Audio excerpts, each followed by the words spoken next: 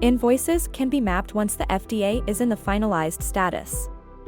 To map vendor invoices, click on the three-dotted icon on the card view of the job and choose Mapping.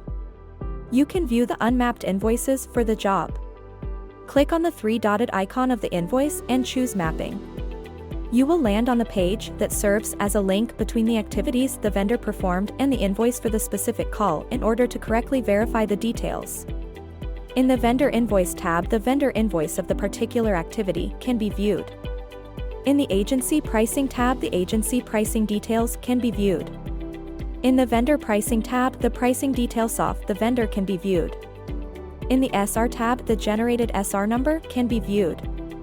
FDA details can be viewed in the FDA tab. Select the FDA DOC tab to map the invoice. Select Add FDA Doc to add the invoice copy. And click Upload.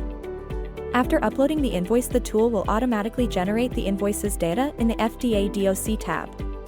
The next step is to select the rebate choice that applies to the invoice. Rebate applicable offers the following 4 choices: no rebate, markup, credit note, payment debit. Select the applicable rebate to the invoice. Now enter the invoice page number of the attached invoice and choose the agreed upon financial status in the invoice details. Choose the activity status based on whichever is applicable to the invoice from the vendor. If the invoice matches the details, it indicates a matched. Otherwise, partial match will be indicated. To keep the invoice in the pending state, click on Pending. Click TBC if the invoice has not yet been confirmed.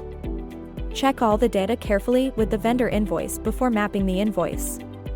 Click on the Map Invoice button to complete mapping.